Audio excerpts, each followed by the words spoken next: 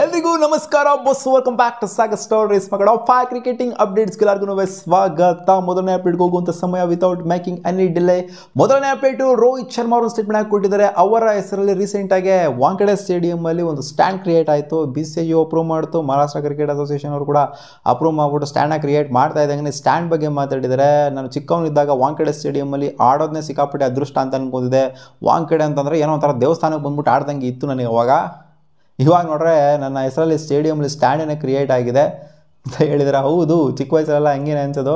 ಸುಮಾರು ಕ್ರಿಕೆಟರ್ಸ್ಗಳು ಈ ಥರ ಸ್ಟೇಟ್ಮೆಂಟ್ ಆಗಿಬಿಟ್ಟಿದ್ದಾರೆ. ಆಡೋದೇ ಒಂಥರ ಅದೃಷ್ಟ ಆಗಿತ್ತು ನನಗೆ ಆ ಥರ ಅಂತ ಅನ್ಕೊತಾ ಇದ್ವಿ. ಬಟ್ ಪೆವಿಲಿಯನ್ ಕ್ರಿಯೇಟ್ ಆಗೋದಾಗಿರ್ಬೋದು, ಸ್ಟ್ಯಾಂಡ್ಗಳು ಕ್ರಿಯೇಟ್ ಆಗೋದಾಗಿರ್ಬೋದು, ಸೊ ಇದೆಲ್ಲ ಒಂಥರ ಡ್ರೀಮ್ ಕಮ್ ಟ್ರೂ ಮೂಮೆಂಟ್ ಅಂತ ಹೇಳಬೇಕು. ಅದನ್ನೇ ಹೇಳಿದ್ದಾರೆ ಅಷ್ಟೇ. ಅಪ್ಡೇಟ್ ಬಿಟ್ಟು MS ಧೋನಿ ಅವರು ಲಾಸ್ಟ್ ಮ್ಯಾಚ್ ಮುಗಿತಾ ಇದ್ದಂಗೆ ಒಂದು ಸ್ಟೇಟ್ಮೆಂಟ್ ಆಗಿ ಕೊಟ್ಟಿದ್ರು. ನಾನು ಇದ್ರ ಬಗ್ಗೆ ಮಾತಾಡಲೇಬೇಕು ಇವಾಗ. I think what will be important is try and qualify ಆಗೋದಕ್ಕೆ ಟ್ರೈ ಮಾಡ್ತೀವಿ, ಆದಷ್ಟು ಪ್ರಯತ್ನ ಪಡ್ತೀವಿ. ಇನ್ನು ಎಲ್ಲ ಮ್ಯಾಚ್ನೂ ಗೆಲ್ಲಬೇಕಾಗಿದೆ. CSK ಸಿಂಪಲಾಗಿ ಕ್ವಾಲಿಫೈ ಆಗಬೇಕು ಅಂತಂದರೆ ಒಂದು ಮ್ಯಾಚ್ನ ಸೋಲ್ತಂದ್ರೂ ಕೂಡ ಸಿಕ್ಕಾಪಟ್ಟೆ ಕಷ್ಟ ಆಗೋಗ್ಬಿಡುತ್ತೆ. 2 ಮ್ಯಾಚ್ ಸೋಲ್ತಂದ್ರೆ ಗನ್ ಕೇಸ್ ಔಟ್ ಆಫ್ ದ ಟೂರ್ನಮೆಂಟ್ ಅಂತ ಅನ್ಕೊಳ್ಳಿ. ಆಲ್ರೆಡಿ ನಾವು ಔಟ್ ಆಫ್ ದ ಟೂರ್ನಮೆಂಟ್ ಅಂತ ಅನ್ಕೊಂಡಿದ್ವಿ. But if not get a secured 11 ಅಂದರೆ ಸೆಕ್ಯೂರ್ಡ್ 11 ಅಂದರೆ ಈ ಸಲ ಸೆಕ್ಯೂರ್ಡ್ 11 ಇಲ್ಲ, ಚೆನ್ನಾಗಿರೋಂಥ 11 ಕಾಂಬಿನೇಷನ್ ನಾವು ಬಿಲ್ಡ್ ಮಾಡಿಲ್ಲ ಅಂತ ಅವ್ರು ಇಂಡೈರೆಕ್ಟಾಗಿ ಒಪ್ಕೊಂಡಿಲ್ಲ ಅಂದರು. ಸೆಕ್ಯೂರ್ 11 ನಾವು ಫ್ರೇಮ್ ಮಾಡ್ಕೊ ಬಂದ್ಬಿಟ್ಟು ನೆಕ್ಸ್ಟ್ ಇಯರ್ ಟ್ರೋಫಿ ಹೊಡೆಯೋದಕ್ಕೆ ಟ್ರೈ ಮಾಡ್ತೀವಿ ಅಂತ ಹೇಳಿದ್ದಾರೆ. ಸೊ ಇದು ಏನು ಹೇಳುತ್ತೆ ಅಂತಂದರೆ MS ಧೋನಿ ಅವರು ನೆಕ್ಸ್ಟ್ ವರ್ಷನೂ ಆಡ್ತಾರಾ ಅನ್ನೋ ಥರ ಒಂದು ಕ್ವೆಶನ್ ಬರುತ್ತೆ. ಸೊ ಬಿಡಿ, ಆಡಲಿ, ಅವ್ರಿನ್ನ ಕಾನ್ಫಿಡೆನ್ಸಲ್ಲೇ ಇದ್ದಾರೆ. ನೆಕ್ಸ್ಟ್ ವರ್ಷ ಸಖತ್ತಾಗಿರೋಂಥ 11 ಮಾಡ್ಕೊಂಡು ಬರ್ತೀವಿ ಅಂತ. ಒಟ್ಟಲ್ಲಿ ಈ ವರ್ಷ ಅಂತೂ ಗೊತ್ತಾಗಿದೆ ಅವ್ರಿಗೆ, ನಾವೇನು ಕಸಿ ಮಾಡಿದ್ರು ಟ್ರೋಫಿ ಗಿಫಿ ಅಂತ ಕೊಡೋಕ್ಕಾಗಲ್ಲ ಅಂತ. ಪ್ಲೇ ಆಫಿಗೆ ಕ್ವಾಲಿಫೈ ಆಗದೆ ದೊಡ್ಡ ವಿಚಾರ ಆಗೋಗ್ಬಿಟ್ಟಿತ್ತು ಅವ್ರಿಗೆ ಇವಾಗ. ಅಪ್ಡೇಟ್ ನಂಬರ್ 3, ನಮ್ಮ RCBಯ ಬೌಲಿಂಗ್ ಯೂನಿಟ್ ಬಗ್ಗೆ ಆಪೋನೆಂಟ್ ಟೀಮ್ನ ಕೋಚ್ ಮಾತಾಡಿದ್ದಾರೆ.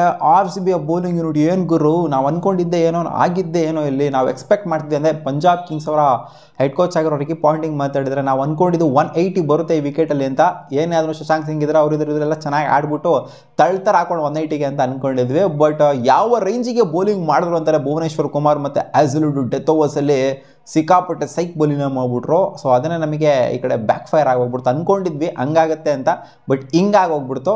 RCBಯ ಬೌಲಿಂಗ್ ಯೂನಿಟ್ಗೆ ಕ್ರೆಡಿಟ್ ಕೊಡಲೇಬೇಕು ಅಂತ ಹೇಳಿದ್ದಾರೆ. ಸೊ ಆಪೋನೆಂಟ್ ಟೀಮ್ನ ಕೋಚು ಸಖತ್ತಾಗಿ ಮಾಡಿರೋರು, ಮಸ್ತಾಗಿ ಮಾಡೋರು ಅಂತ ಹೇಳೋದಿದೆಯಲ್ಲ, ಒಪ್ಕೊಳ್ಳೋದಿದೆಯಲ್ಲ. ಇನ್ಫ್ಯಾಕ್ಟ್ ಇವ್ರು ಮಾತ್ರ ಅಂತಲ್ಲ, ಹರ್ಷದೀಪ್ ಸಿಂಗ್ನು ಕೂಡ ಅವರ ಸ್ಟೋರಿಲಿ ಹಾಕೊಂಡವ್ರು, ಏನು ಗುರು ಬೌಲಿಂಗು ನಿಮ್ಮದು ಡೆತ್ ಬೌಲಿಂಗು ಅಂತ. ನಾವು ಆಸ್ ಎ RCB ಫ್ಯಾನು ಈ ಥರ ಈ ವರ್ಷನೇ ಕೇಳ್ದೇ ಇರೋದು ಗುರು. For the very first time RCBಯ ಬೌಲಿಂಗ್ ಯೂನಿಟು ಏನು ಸೈಕಾಗಿ ಮಾಡ್ತಾ ಇದೆ ಗುರು ಬೌಲಿಂಗು ಅಂತ ಕೇಳ್ತಿರೋದು ಕನ್ಸಿಸ್ಟೆಂಟಾಗಿ ಇದೇ ಫಸ್ಟ್ ಸೀಸನು.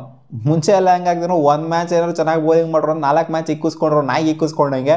ಬಟ್ ಈ ಸೀಸನ್ ಆ ಥರ ಆಗ್ತಿಲ್ಲ. ಕನ್ಸಿಸ್ಟೆಂಟಾಗಿ RCB ಬೌಲಿಂಗ್ನ ಸಖತ್ತಾಗಿ ಮಾಡ್ತಾ ಇದ್ದಾರೆ. ಬೌಲಿಂಗ್ ಸಖತ್ತಾಗಿದೆ. ಅಪ್ಡೇಟ್ ನಂಬರ್ 4, ಲಾಸ್ಟ್ ಮ್ಯಾಚ್ನ ಗೆಲ್ತಾ ಇದ್ದಂಗೆ ಹಾರ್ದಿಕ್ ಪಾಂಡ್ಯ ಅವರು ರೋಹಿತ್ ಶರ್ಮಾ ಅವ್ರ ಬಗ್ಗೆ ಮಾತಾಡಿದ್ದಾರೆ. ಫಾರ್ಮ್ ಬಗ್ಗೆ ಎಲ್ಲ ವರಿ ಮಾಡಬೇಡಿ ಗುರು, ರೋಹಿತ್ ಶರ್ಮಾ ಫಾರ್ಮಲ್ಲಿ ಇಲ್ಲ ಅಂತ ಏನಕ್ಕೆ ಅನ್ಕೊಂತೀರ ನೀವು? ಅವರಂದ್ರೆ ಫಾರ್ಮ್ಗೆ ಬಂದರು ಅಂತ, ನೀವು ಫಾರ್ಮ್ಗೆ ಬಂದಿದ್ದಾರೆ. ಫಾರ್ಮ್ಗೆ ಬಂದರು ಅಂತಂದರೆ ಆಪೋನೆಂಟ್ಗೆ ಉಳಿಗಾಲ ಇರೋದಿಲ್ಲ ಅಂತ ಹೇಳಿದ್ದಾರೆ. ಹೌದು, ಲಾಸ್ಟ್ ಮ್ಯಾಚ್ ಅವರೇ ಅಲ್ವಾ ಒಂದು ಸೈಡ್ ಮಾಡಿ ಬಿಸಾಕಿದ್ದು. ಆಪೋನೆಂಟ್ಗೆ ಉಳಿಗಾಲ ಇಲ್ಲ ಅವ್ರ ಫಾರ್ಮಿಗೆ ಬಂದರು ಅಂದ್ರೆ ಆ ಥರ ಅಟ್ಯಾಕ್ ಮಾಡಿ ಚಚ್ಚಿ ಧ್ವಂಸ ಮಾಡಿ ಧೂಳಿಪಟ ಮಾಡಿ ಬಿಸಾಕ್ಬಿಡ್ತಾರೆ ಆಪೋನೆಂಟ್ನ ಅಂತ ಹಾರ್ದಿಕ್ ಪಾಂಡ್ಯ ಅವ್ರು ಸ್ವಲ್ಪ ಬಿಲ್ಡಪ್ ಕೊಟ್ಟಿದ್ದಾರೆ ರೋಹಿತ್ ಶರ್ಮಾ ಅವ್ರಿಗೆ. ಯಾಕಂದರೆ ಲಾಸ್ಟ್ ಮ್ಯಾಚ್ ಅದೇ ಥರ ಆಡಿದ್ದವರು. ಅಪ್ಡೇಟ್ ನಂಬರ್ 5, ಡ್ರೇ ರಸಲ್ ಬಗ್ಗೆ ಮಾತಾಡಿದ್ದಾರೆ. ಅನಿಲ್ ಕುಂಬ್ಳೆ ಅವರು ನೆನ್ನೆ KKR ನೆನ್ನೆ ಅಜೀಬಾಗಿ ಸೋತ್ರು, 39 ರನ್ನ ಯೂಜ್ ಮಾರ್ಜಿನ್ ಸೋಲೋ ಅವ್ರಿಗೆ ಆಯಿತು. ಇದನ್ನು ನೋಡಿದಂಥ ಅನಿಲ್ ಕುಂಬ್ಳೆ, ಏನು ಗುರ್ರ ನನ್ನ ಮಕ್ಕಳು ಏನು ಆಡ್ತಾವ್ರೆ ಇವರು, ತಲೆಯಲ್ಲಿ ಏನಾರ ಬುದ್ಧಿ ಇದೆಯಾ, ಒಂದು ಕ್ಯಾಪ್ಟನ್ಸಿನ ನಿಭಾಯಿಸಕ್ಕೆ ಬರ್ತಾಯ್ತಾ, ಏನು ಬರ್ತಾಯಿದೆ ಇವರಿಗೆ? ಟೀಮು ಲಾಸ್ಟ್ ಟೈಮ್ನೇ ರಿಟೈನ್ ಮಾಡ್ಕೊಂಡಿದೆ. ಮೆಜಾರಿಟಿ ಆಫ್ ದೆಮು ಲಾಸ್ಟ್ ಟೈಮ್ ಇದ್ದಂಥ ಬ್ಯಾಟರ್ಸ್ಗಳು ಬೌಲರ್ಸ್ಗಳನ್ನ ರಿಟೈನ್ ಮಾಡ್ಕೊಂಡಿದ್ದಾರೆ, ಮೇನ್ ಪ್ಲೇಸ್ಗಳನ್ನೆಲ್ಲ. ಬಟ್ ಆದರೂ ಕೂಡ ಲಾಸ್ಟ್ ಟೈಮ್ ಮಾಡ್ದಂಗೆ ಏನಕ್ಕೆ ಇವ್ರು ಆಡೋದಕ್ಕೆ ಆಗ್ತಿಲ್ಲ ಅಂತಂದರೆ ಇಲ್ಲಿ ಯೂಸ್ ಮಾಡ್ಕೊಳ್ಳೋದು ಕರೆಕ್ಟಾಗಿ ಮಾಡ್ಕೊತಾ ಇಲ್ಲ. ಕ್ಯಾಪ್ಟನ್ಸಿ ವಯಸ್ಸಿನ ಒಂಥರ ಫೇಲ್ ಆಗ್ತಿದ್ದಾರೆ ಅಂತ ಹೇಳ್ಬೇಕು. ಕ್ಯಾಪ್ಟನ್ಸಿ ವಯಸ್ಸು ಜೊತೆಗೆ ಟೀಮ್ ಕಾಂಬಿನೇಷನ್ ಚೆನ್ನಾಗೇನೆ ಇದೆ. ಕ್ಯಾಪ್ಟನ್ಸಿ ವಯಸ್ಸು ಜೊತೆಗೆ ಆ ಒಂದು ಪ್ರಾಯಗಳನ್ನ ಇಂಪ್ಲಿಮೆಂಟ್ ಮಾಡೋದು, ಸೊ ಅದೆಲ್ಲ ಸಿಕ್ಕಾಪಟ್ಟೆ ಇಲ್ಲಿ ಕೊಲ್ಟೆ ಆಗ್ತಾ ಇದೆ, ಇಲ್ಲಿ ಫೇಲ್ ಆಗ್ತಾ ಇದೆ.